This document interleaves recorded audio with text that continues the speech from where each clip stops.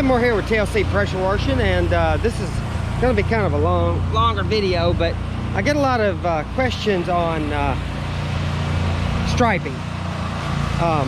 It's raining today. There we go. And why, you know, people getting striping, especially from homeowners or somebody that had somebody new and really don't know what they're doing, and you know, bought equipment that's not properly keyed to their own machines and things like that. So what we have is a very, very, very dirty piece of concrete, okay? And typically people use surface cleaners, especially at professionals. Now this particular machine is a 5.5 gallon machine, which means this is keyed to a 5 gallon machine on the tip. So I'm gonna hook it up.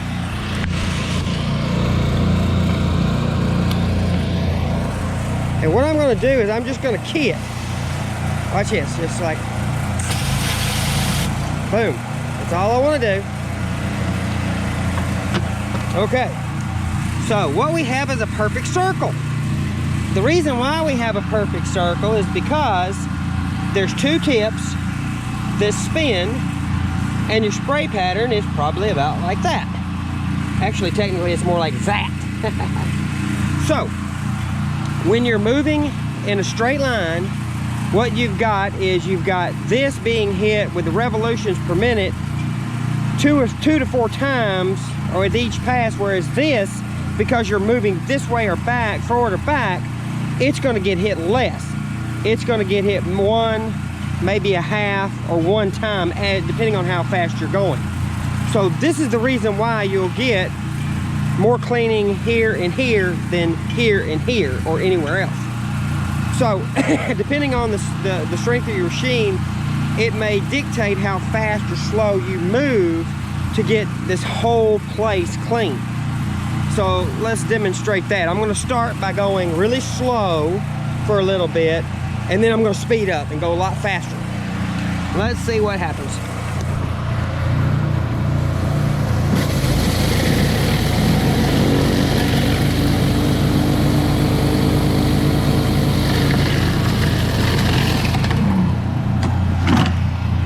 All right, now, as you can see, where I went slow is fairly clean. But when I sped up too fast for this machine, what you're going to see is striping.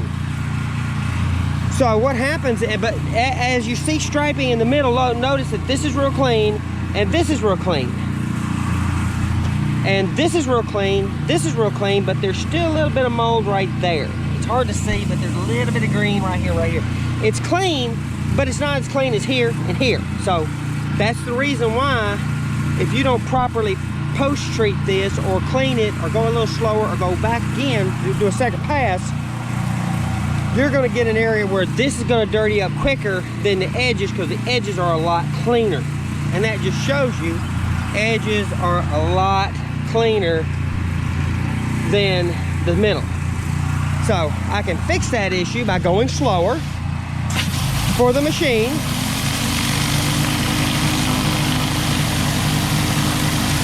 or doing a double pass.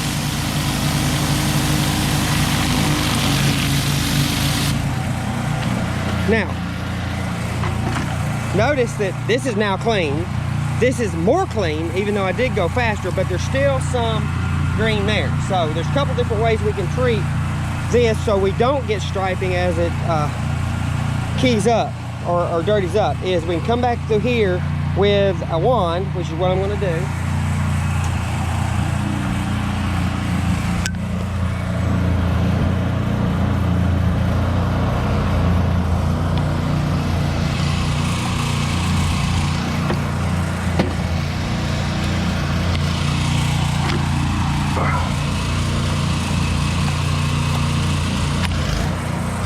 Have my wand, and I am going to just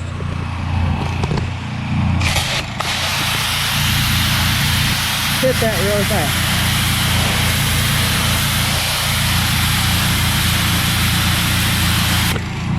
Now see, all those green spots totally disappeared. Now if I post treat that, it's going to look awesome. There's going to be no striping as it dirties back up or anything. So That is the reason why you get striping. That is the reason why you want to post treat. That is the reason why when you're rinsing, you want to make sure you hit anything you see that, like I'm going to hit that. There's a little bit of green right there. Very hard to see, but when you do it enough, you can see that there's a little bit of mold there. So when I rinse, I'm going to hit that. I'm going to hit down into here because this is hard for the surface cleaner to get into. It's little things like that. So that's quite honestly the reason why those type of questions come up, and the reason why we get those kind of questions, and how to make your concrete look like this and also stay looking like this and dirty up like this. The last thing you want is it to dirty up with either pendulum from a wand or striping this way from a surface cleaner. Very easy to see, but very easy to fix. You know, if you have the right equipment, you put the right tips on for that, for your particular machine. Too oversized tips not going to be enough cleaning units.